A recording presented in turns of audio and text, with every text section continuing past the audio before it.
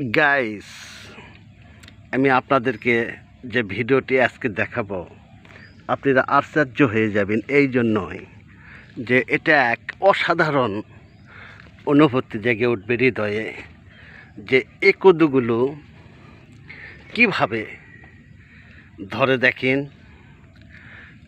জালিঙ্গায় শত শত কদু দেখেন, অসাধারণ, আশ্চর্য, দেখতেও অসাধারণ সুন্দর, হৃদয় চমকে যাওয়ার মতন আনন্দ এবং অনুভূতি জেগে উঠবে কদুগুলো দেখলে।